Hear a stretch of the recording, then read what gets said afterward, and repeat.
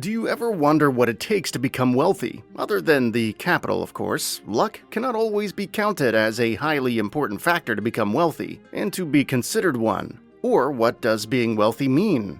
Having riches, goods, property, and money in abundance. Being rich or wealthy entails that you have more than enough money to gratify needs and desires.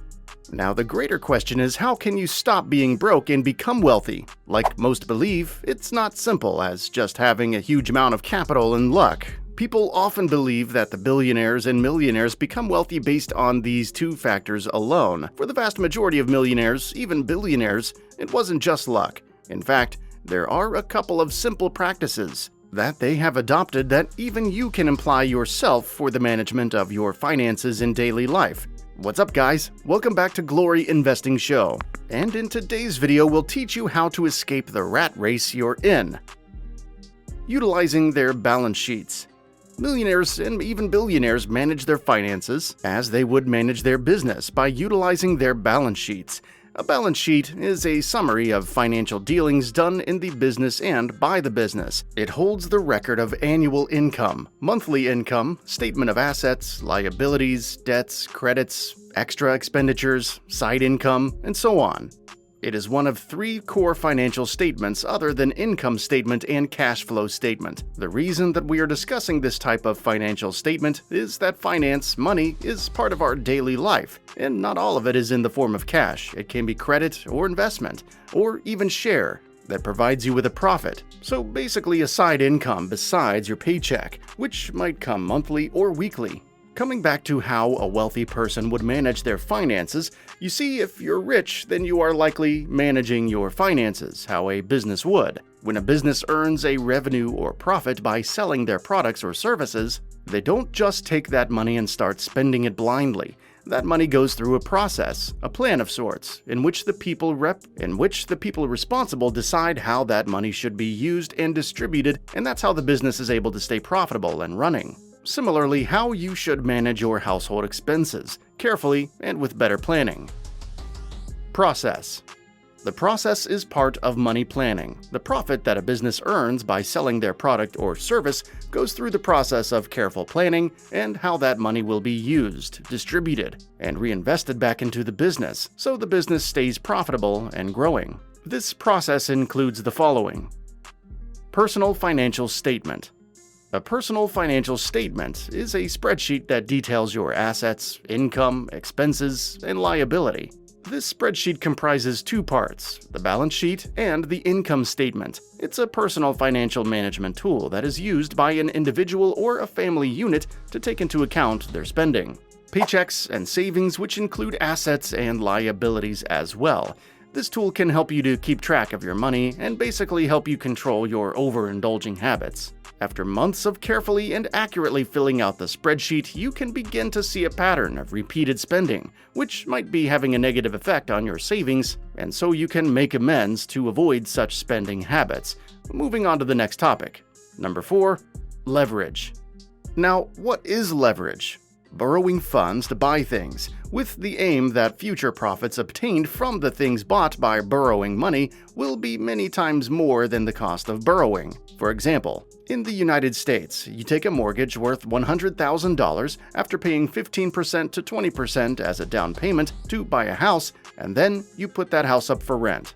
This way, you will gain a real estate property, which is a really good asset, by the way, by spending a small amount of money, and you don't even have to pay the mortgage yourself.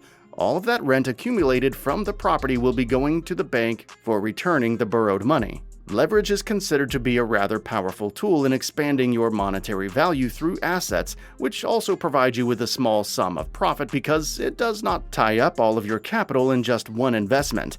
In simpler terms, leverage is a tool that helps you build wealth through your debt because once you borrow the money, you are in debt to that person or the bank. This takes us to our next point in today's discussion: increasing your good debt and decreasing your bad debt.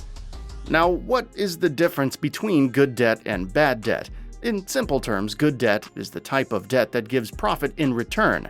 We will again use the example of buying a house through a mortgage. This is a good example of good debt because you can either rent out that house, through which you will gain a side income and you can use that income to pay back the bank, or you can simply live in that house so you can escape paying rent because you can use that to pay the bank. Bad debt is the kind of debt that basically burdens you up when you have to pay off that debt from your personal income or savings, i.e. a credit card. If you're not careful with the use of your credit card, more credit will start to accumulate in the bank, hence increasing your debt and ruining your credit score. And remember, credit score is very important for you as the bank is more likely to give you loans based on your history of paying back the credit. If the history is good, it will increase your credit score, and if it is bad, then your credit score will be poor, giving the bank a review of you as a client, and so you're less likely to get a loan or something. From the study of economics, from the study of economists from Harvard, Princeton, and the University of Chicago, the experts have concluded the reason why the rich get richer while others are living paycheck to paycheck. Their concept is that the wealthy cannot possibly spend everything that they earn, so they end up saving a lot of their money. While this may be true, there are other factors as well. One of them is performing assets. While talking about assets, you should check out IncomeAddict.com and grab a valuable asset, like coffee mug or a notebook for your next balance sheet, and use the code GLORY to save on your order. Now let's go back on really important parts of today's video. Performing assets. Instead of just saving their money in the bank, the wealthy further invest the money in performing assets. Performing assets are a type of asset that continue to grow, like stocks, bonds, real estate, and even the currency of certain countries that show the potential for growth. Even cryptocurrency and NFTs fall into the category of performing assets. However, these are not the only examples of performing assets. The study shows that the substance of amount of borrowed money from individuals of the bottom 90% of the wealth distribution is financed through the accumulation of financial assets from the top 1%. Let me explain this further by a simple example. Say a very wealthy man decides to invest his money in the stocks of an XYZ company, and then the company then invests that money in the ABC Bank. Then comes a man who is in need of a loan, so goes the ABC Bank, applies for the loan, gets it, and uses it to do whatever he wanted it for. Now it's time for returning the loan. Remember, along with returning the loan, he also has to pay the interest, which benefits the bank, and the bank benefits the company, and the company benefits the shareholder. And so the profit is returned to the wealthy man. This practice, while ideal for the investing party, is not ideal for the loaning party because the money you get from your job is going to be directly used to pay back the debt if it is the bad kind. The bad kind of debt will surely decrease your net worth, and that's why it's important to spend on more profitable things. To adopt these practices, it will take patience and discipline. Surely you will make mistakes, forget things sometimes, even overindulge, but it's important to at least try to control things and deal with their patience. That's all for today's video. I hope you enjoyed it. If you found this video helpful, make sure you smash the like button and share it with your friends. Don't forget to share your thoughts with us in the comments section below, and while you're there, click to watch one of these 2 videos appearing on your screen right now. I'll see you there. Take care and stay tuned.